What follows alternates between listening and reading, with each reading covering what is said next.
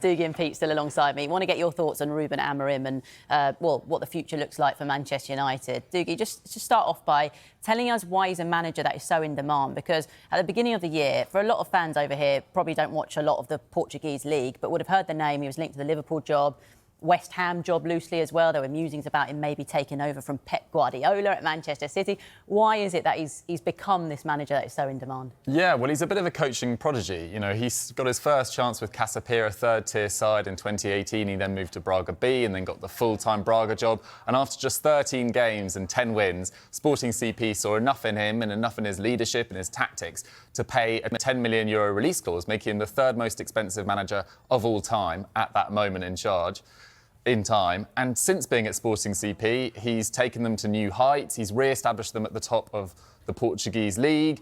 And this was a Sporting CP that really needed a leader to take a grip of this football club. You know, it was in 2018 that about 50, 60 Sporting CP supposed fans stormed the training ground, attacked some of their key players, including Bastos, their leading scorer. That was in real protest to Bruno Di Carvalho, the Sporting CP president, who was known for putting out pretty inflammatory statements on social media. He then got accused of inciting violence, which he was then acquitted of. But it was a really unhappy club, and Ruben Amorim has done such an amazing job at Sporting to solidify their place, now back at the top of the Portuguese league. Yeah, Dougie saying there he sort of almost brought them back to their kind of glory days.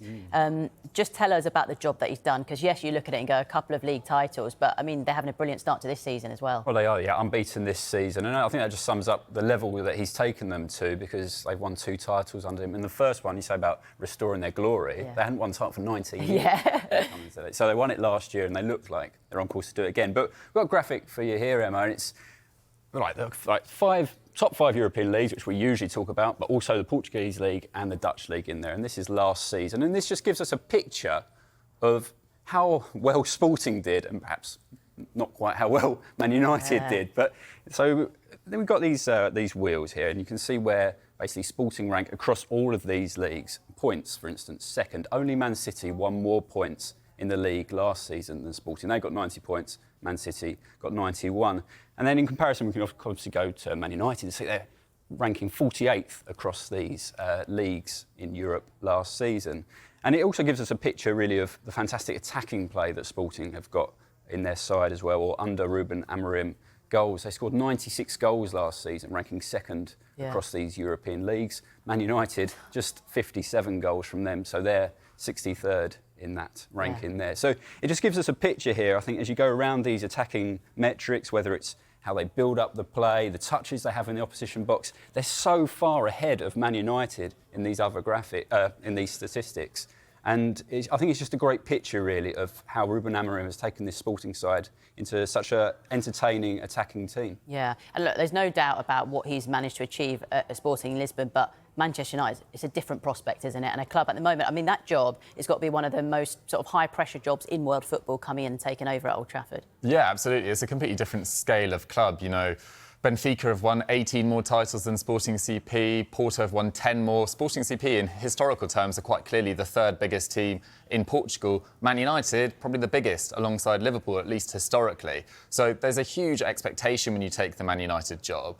And Sporting CP, European history-wise, not on the same sort of ballpark as Man United as well. Between 1984 and when Ruben Amorim took over, they only reached the Champions League knockouts once. At Man United, he won't just be expected to get them back challenging for the league, but they'll be expected to get back to the heights that they saw in Europe in the Sir Alex Ferguson era. And it's a huge ask, you know.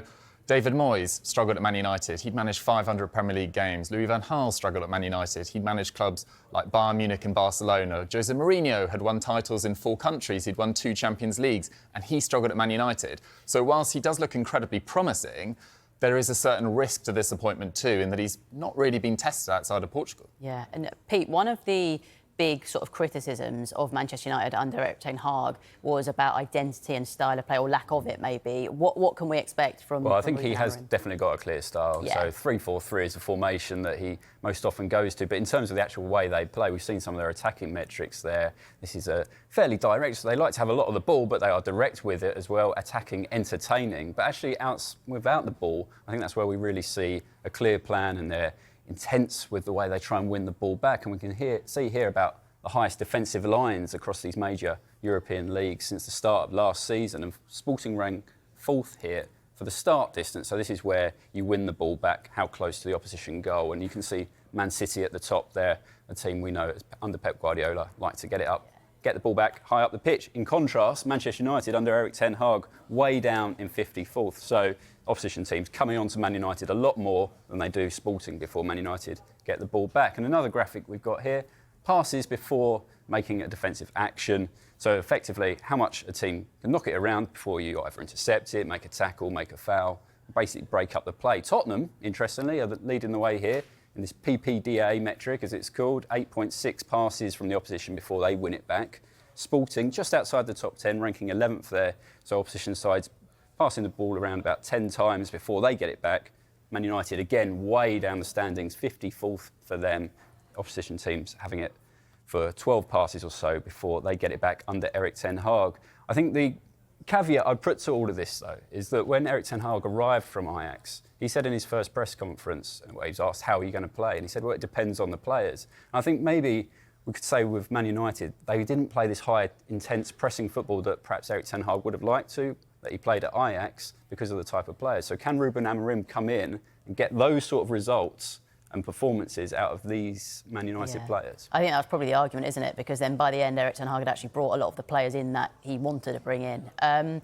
When we look at, I suppose, kind of off the back of that, talking about the players that he's going to be working with, there are a lot of issues for whoever comes in. It looks like it is going to be Amorim. But what will he be working on immediately? Because fans, ultimately, they're 14th in the Premier League. They want to see something instant, don't they? Yeah, they will look for an instant return. Look, Man United at the moment are closer to 20th than they are to 1st. So there's clear work to do, particularly in building the confidence of a lot of those players. But I think personnel-wise, 3-4-3, one of the key weaknesses is probably left wing-back. You know, you look at Diogo Dalot can play out there, Mazraoui, but they're natural right-footers. That's not particularly comfortable.